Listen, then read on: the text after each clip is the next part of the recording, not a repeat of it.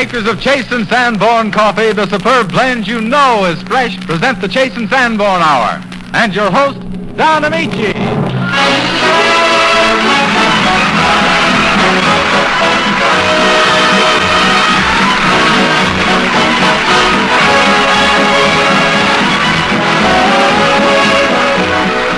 This is Don Amici welcoming back the many stations of the Canadian Broadcasting Corporation which rejoin our network tonight and inviting you all to be with us for another Chase and Sanborn Hour.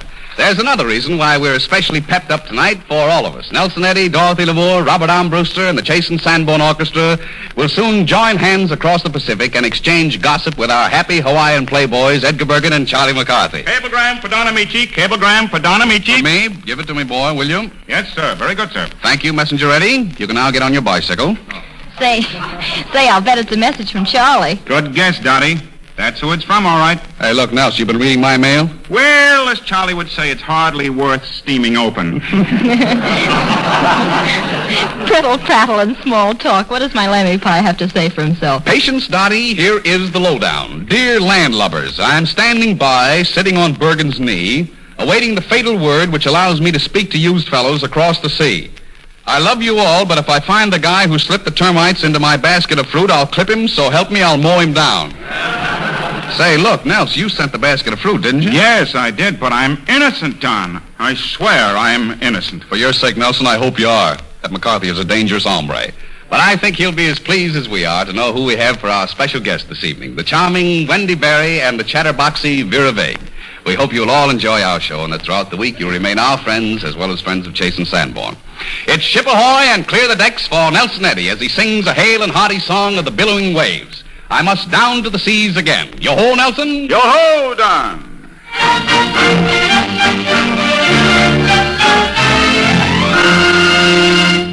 I must down to the seas again, to the lonely sea and the sky, and all I ask is a tall ship and a star to steer her by, and the wheels kick and the wind song and the white sail shaking, and the gray mist on the sea's face, and the gray dawn breaking.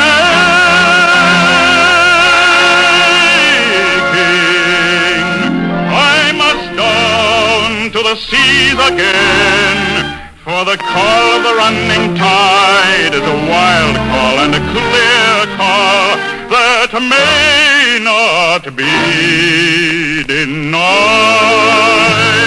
And all I ask is a windy day with the white clouds flying and the blown spray and the blown spume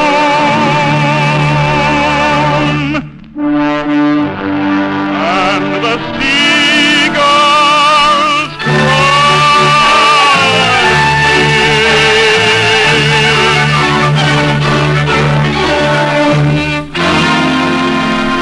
I must down to the seas again, to the vagrant gypsy life, to the gulls' way and the whales' way, where the wind's like a wetted knife.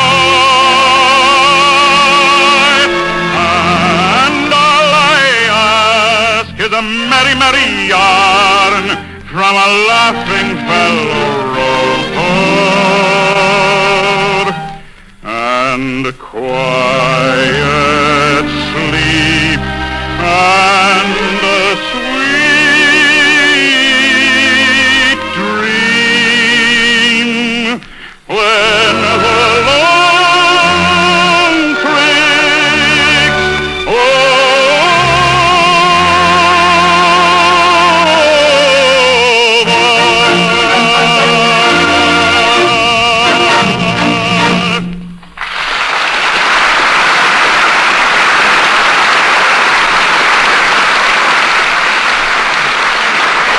Add to Nelson Eddy's musical discoveries a very beautiful selection which we feel sure is destined to become an American folk song.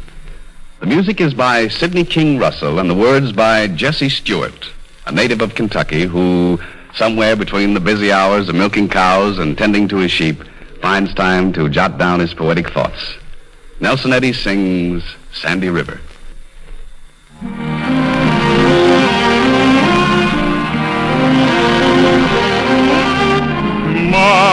have I roved by sandy river among the spring bloom time, where love and life go on forever, and where I've spun my rhyme. But have I loved by sandy river girls with the light brown hair? I thought that love would go on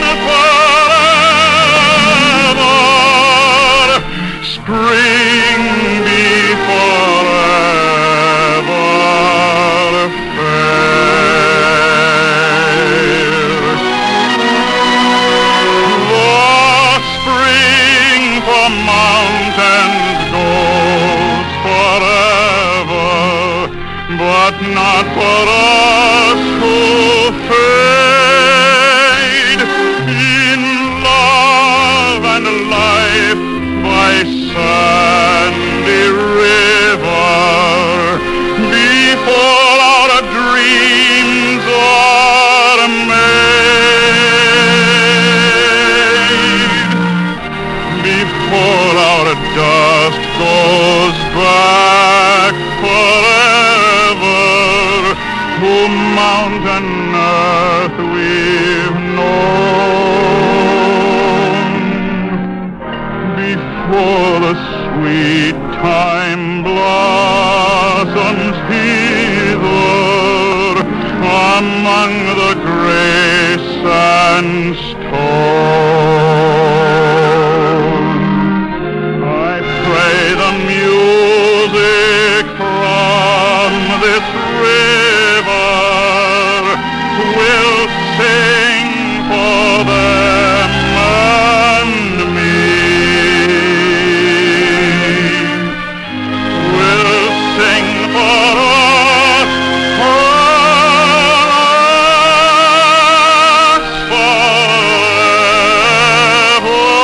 forever in our eternity.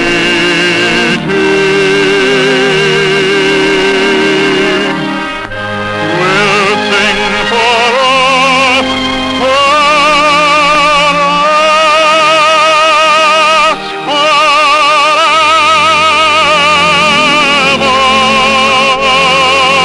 forever in our eternity.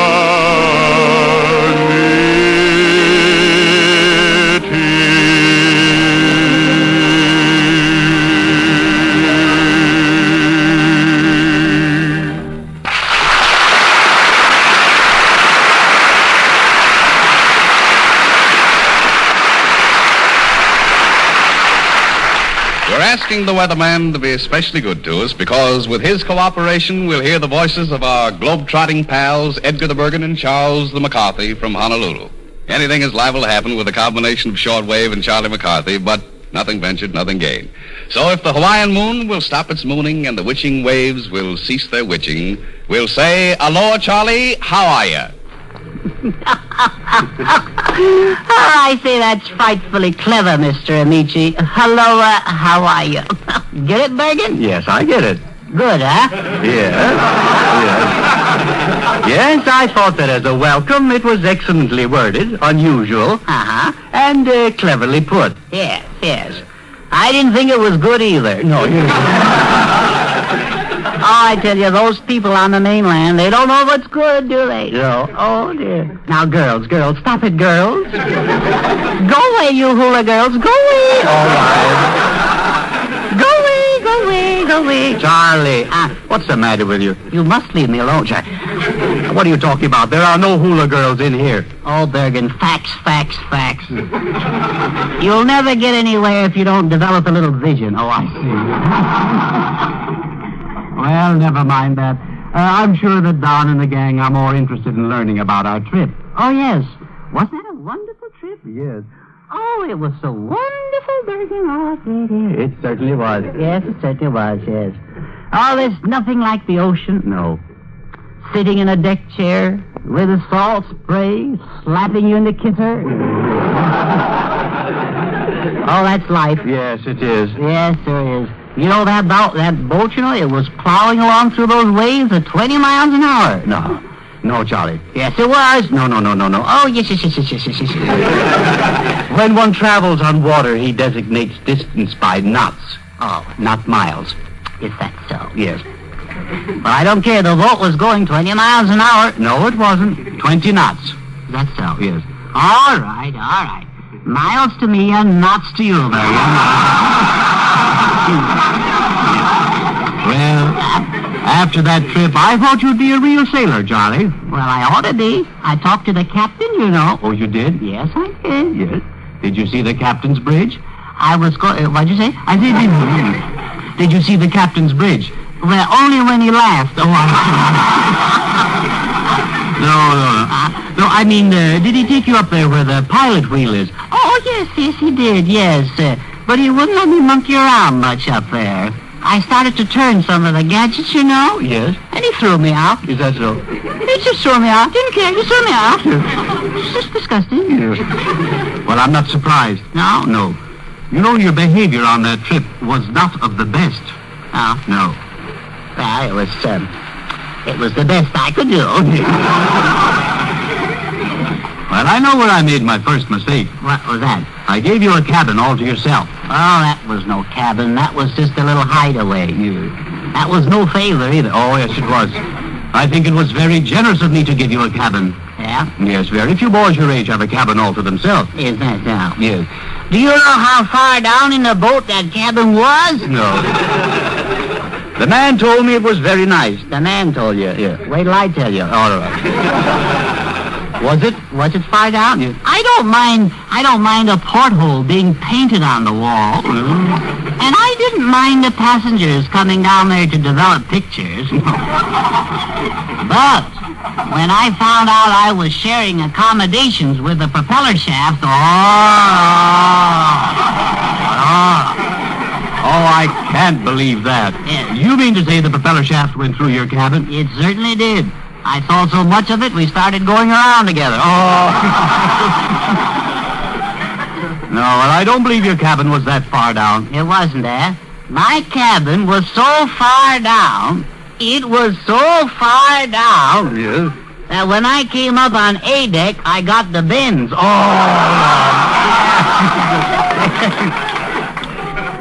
I used to go up in the boiler room for fresh air. That's what I did. Well, didn't you really have a porthole in your room, Charlie? A porthole? All I had in my cabin was a bed, a washstand, and a miner's lamp. A miner's lamp. Yeah, it was so far down that the directions on my door read, in case of emergency, don't bother doing anything.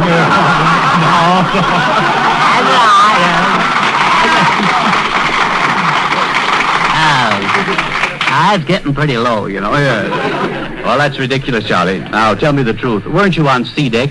C deck? I was on M. On M. M with an umlaut. Well, now that's just too bad, Charlie. Yes.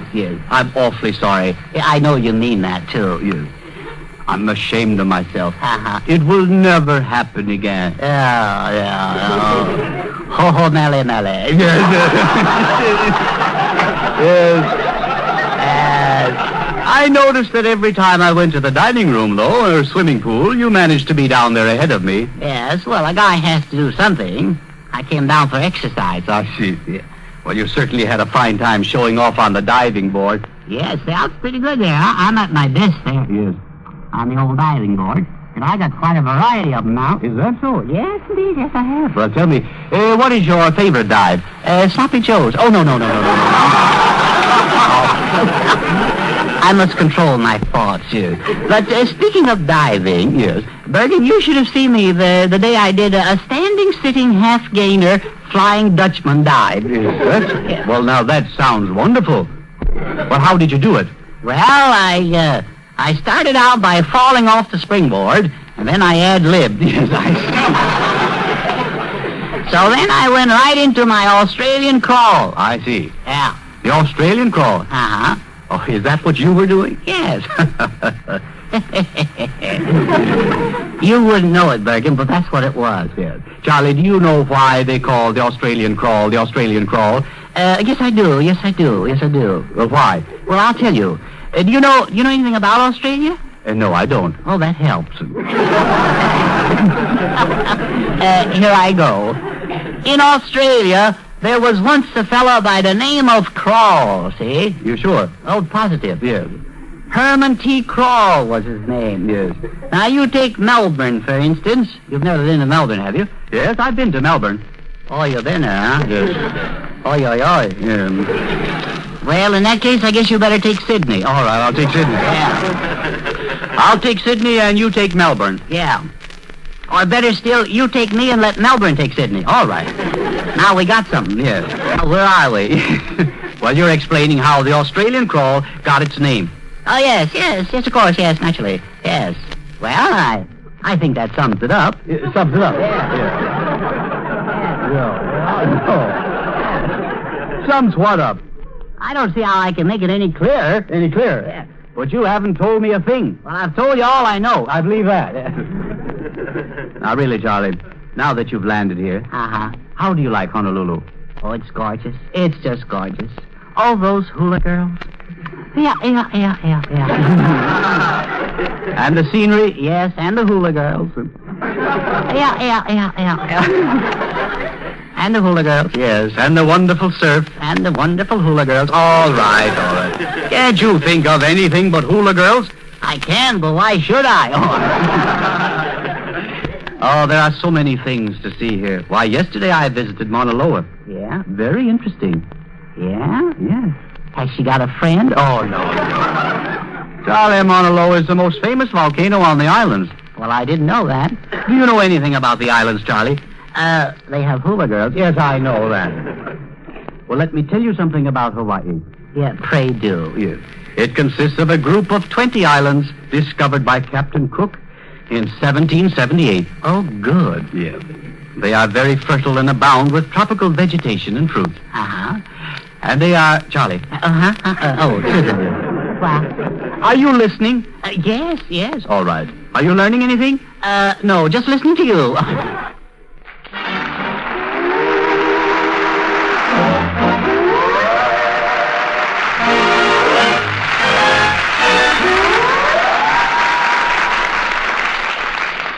You sound like you're having a swell time, Charlie, but don't forget we have a date to hear from you again later in the show. Frank Baum's story, The Wizard of Oz, first opened our eyes to the enchanting world above the clouds. Our own enchantress, Dorothy Lamour, sings one of the many delightfully whimsical tunes from the picture and carries us away to the happy land of imagination over the rainbow.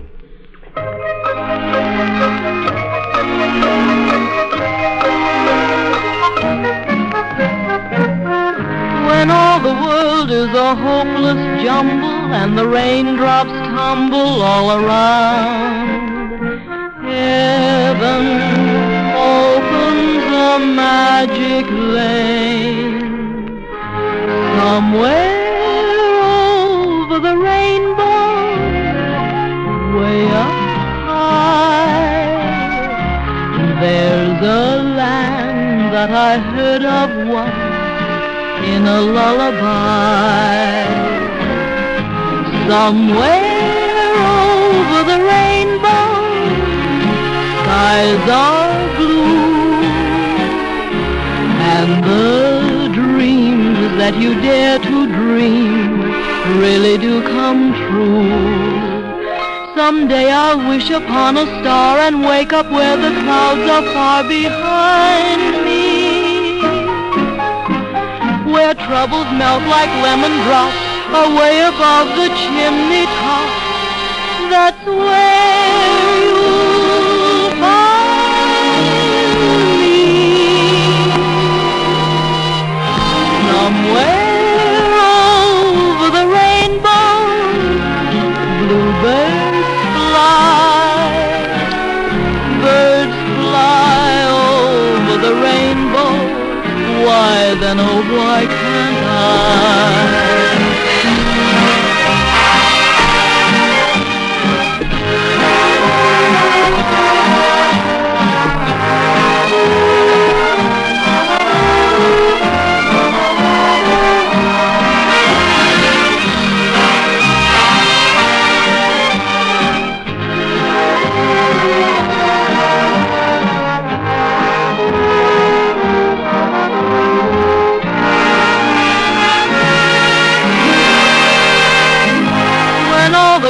Clouds darken up the skyway, there's a rainbow highway to be found.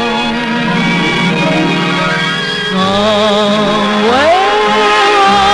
over the rainbow, bluebirds fly.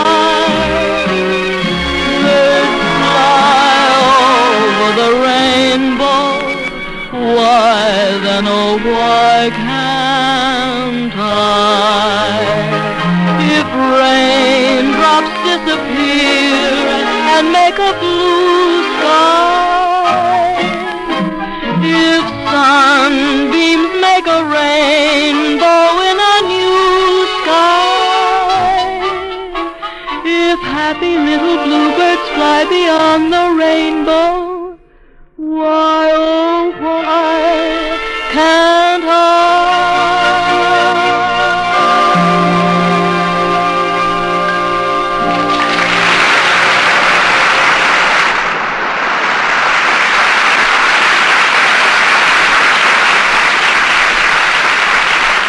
Here's news that's welcome as money from home. Is everybody listening?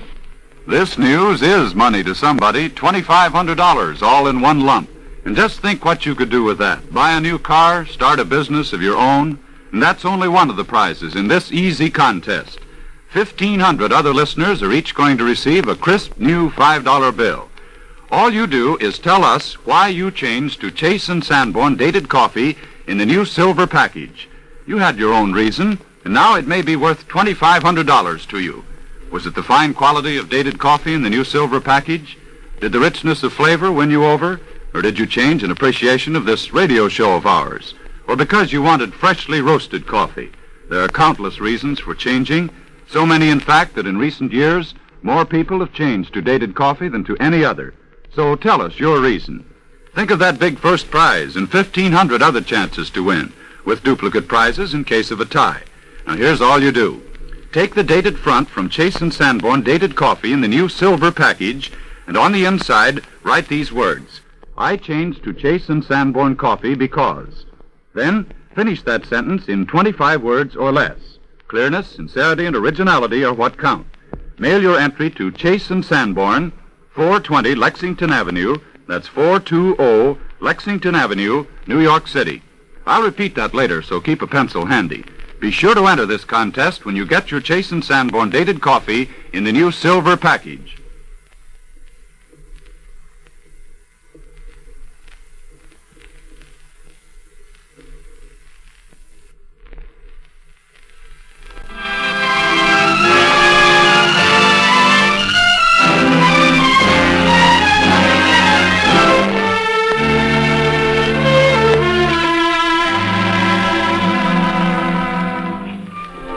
Welcome, Matt, to Spick and Span.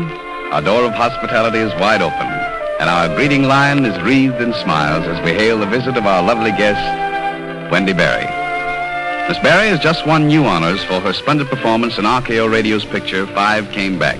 And it is my pleasure to appear with her tonight in an original radio sketch written by Arthur Purcell, entitled A Kiss on Time, presenting Miss Wendy Berry.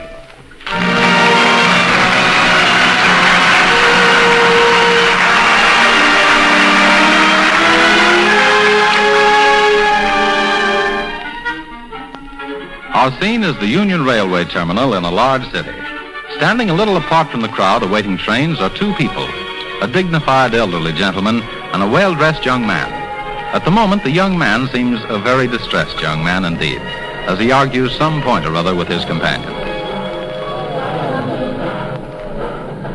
But honest, Doc, a man can't go up to a perfect stranger and kiss her. I mean, there's a law against it or something. There must be. Now, just a minute, young man.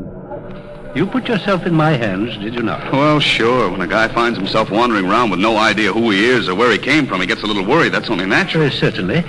So you came to me. Yeah, but that was yesterday, and here we are still playing games. I assure you I've been working continuously on your case.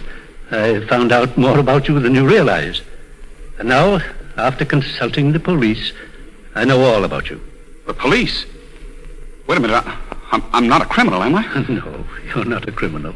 Well, who am I then? Please, I'll tell you all I know if I have to, but first, I want to see if you can't get your memory back by yourself, and all at once. Oh, yeah, I know, but this idea about kissing a strange girl, you don't mean it, Doc, do you? I most certainly do. Just choose the most attractive girl in the station and kiss her. Now, that seems simple enough. Oh, sure, very simple. What do? Walk up to some perfect stranger? Pardon me, madam, but if you're not doing anything, how about a quick game of spin the bottle? That's fine, that is. Young man, if you want me to continue on the Oh, case, sure I do. Very well, then. You must do as I say. Now, this may mean a quick return of your memory. Well? Please, just follow my orders. Well, I got an awful feeling no good is going to come of this. Are you ready? Yeah, I suppose so. Ready as I'm going to be. Well, here goes. Kiss a girl I've never met, a perfect stranger. That's foolishness, that's what it is, pure foolishness. If I had any sense, I'd... Oh, I'm sorry. Oh, I'm sorry, I didn't see you. You were saying something, though. No, I'm just thinking out loud. Excuse me, please. Oh, that's quite all right. But you look a little worried. Well, you'd be worried, too, if you had to go up to a perfect stranger. Say... What's the matter? Well, this is marvelous. This is just what the doctor ordered. What is? Well, you are. I am? Say, do you feel all right? Well, certainly. No, I don't. That's what's so marvelous. Oh, yes, of course. Now, if you'll excuse me, I find I have to run along. No, please. I'm all right. Really, I am. Oh, certainly. You're all right. There's nothing the matter with you. It's just... Well, yes, there is. Well, I won't argue the point. Whatever you decide is fine by me. Well, you see, I want to kiss you. Oh, well, certainly you... What?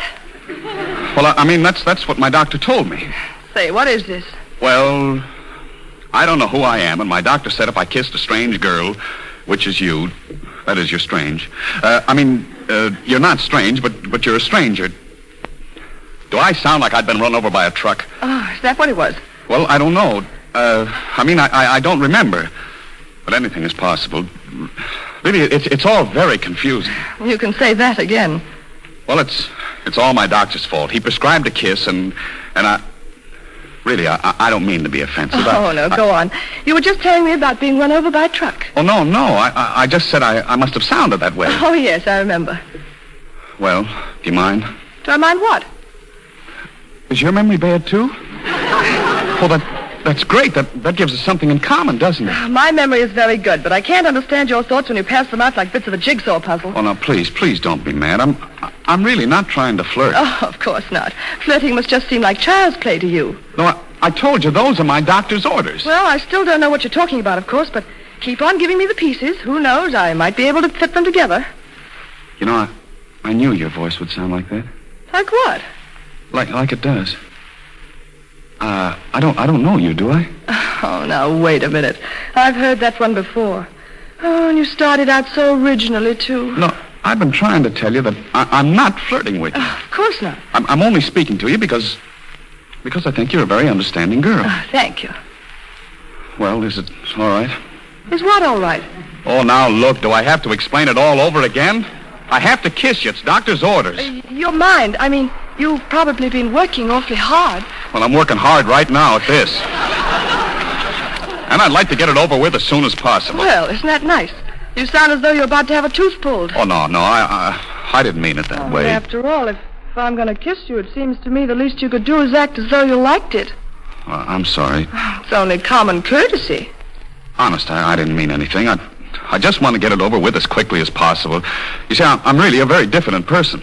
I know you are, Johnny. My name? I remember that. That's my name. How'd you know? Well, I mean, isn't everyone called Johnny who flirts with strange women? Oh. Well, that's my name anyway. Johnny. And maybe when I kiss you, I'll learn the rest of it. You are going to kiss me, aren't you? Well, of course, this is highly irregular. Yeah, but please, dude. I might have a wife and children who need me. But they're probably worrying themselves sick. And if there are any, really, you might be doing a big thing for a lot of people. How many children do you think you have? Well, of course, I don't know. But the more I have, the finer thing you'd be doing if you'd kiss me. But your wife may not like it, if you have a wife. Oh, don't worry about that. If I have a wife, she'll be a grand person. She'll understand. She'll never say, do you think I really have a wife? Well, don't you know? Well, gee, I hope not, because I kind of like to see you again. I like you. Oh, thank you. Well? Well, what? Well, how about it? Come on. Come on, lady, and make up your mind, will you? Well, all right. For the sake of your wife and children, if you have any, I'll do it. Now, look, there's just one condition. You ask me a favor and then you start making conditions. Well, it's only this. You're to throw your arms around me and kiss me goodbye as if you love me very much and didn't expect to see me for a long time. Whose condition is that? That's my doctor's. There he is, right over there, do you see? Yeah. Well, all right. I know. We'll act as if you were just leaving on a long trip. That's it. When the train is about to pull out and the conductor shouts, all aboard, I'll kiss you as if you were really going away. Do we have to wait? I mean, that seems like an awful waste of time. That's my condition. It'll be less embarrassing for both of us if people think I'm just seeing you off. Yeah, but I'm very anxious to... Yes, I know. Get the whole thing over with. You're not very flattering. Oh, but it doesn't matter, because there's the conductor looking at his watch. Oh, yeah. Well, I'm ready. Are you? Oh, there you go, making it sound like you were having a tooth pulled again. Oh, I suppose it doesn't matter. All aboard! All right. Kiss me. Oh, Sally, darling, I hate love to you see so you much. go... Oh, goodness, that was funny. What happened? Nothing, Johnny. Why? Well, just for a minute, I felt pretty dizzy. You all right now? Oh, sure, I'm all right. Well, goodbye, darling. I'll see you in a month. Well, great, Johnny. Where are you going? What do you mean? You know where I'm going, to San Francisco. Johnny, do you know who I am? Well, Sally, what's the matter with you? Nothing, but who am I? Well, you're my wife. Darling, do you feel all right? Well, I feel perfect, but what's my name? Sally, are you kidding or don't you feel well? Oh, please tell me, Johnny. What's my name? Well, it's Sally Matthews, but I don't see... Sally, look, I'll have to hurry or I'll miss the train. I'll see you in a month. Oh, no, Johnny. You said that a week ago. Sally, you're sick. Oh, Johnny. Come home with me and I'll explain everything. But, darling, I have a train to make. Oh, Johnny, that was a week ago. Sally, whatever has happened to you all of a sudden? I think you'd better come home with me. Well, I certainly won't leave you feeling this way. You were all right when we left home a few minutes ago. John, dear, that's what I'm trying to tell you. That was a week ago. Something has happened to you. I'm going to take you home and call a doctor. And that... Sally, were you waving to someone? Uh-huh, yes. That bald-headed old man over there. Which one? The one with the sideburns. He's a famous doctor and a very wise old man. Don't you recognize him, Johnny? I never saw him before in my life. And you stop flirting with strange men, Sally. I don't like it.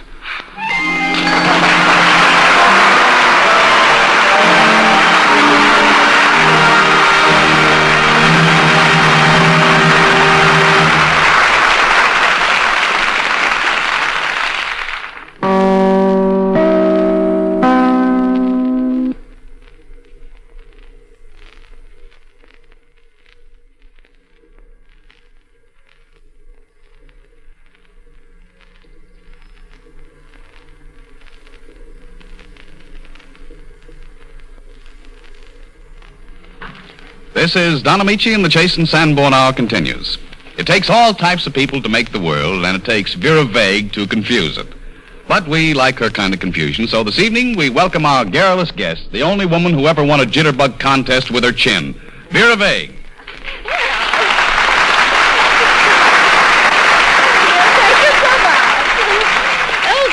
Everyone. Oh, Mr. Amici, what a charming introduction. It's so pleasant to see you again. Well, it's pleasant to see you, Miss Vague. You have such an engaging manner. Oh, well. And such a broad smile. Oh, now, really? Yes. Looks like the Hollywood bowl with teeth. Yes. Well, if you're ready now, Miss Vague, suppose you get ahead with your lecture. My lecture? Oh, yes. Well, today I thought I'd talk about health. I really don't think there's anything in the world so important as physical well-being. Do you, Mr. Amici? Well, I think that goes without saying, Miss Vague. Yes, well, I've already said it now. And I do believe that in order to preserve optimum health, we should all eat more vitamins. Oh, there's nothing like a vitamin, I always say. What do you always say, Miss Vague? Oh, well, I agree with you, Mr. Amici, continually. Yes, I think you're... and now, precisely, what is a vitamin? A vitamin? That's right. Oh, a vitamin. Well, vitamins are, they're full of things. They contain, vitamins are filled with, well, it doesn't matter. You can't see them with the naked eye anyway. I see. I suppose, Miss Vague, like most dietitians, you recommend eating a great many green vegetables. Oh, yes. I was just going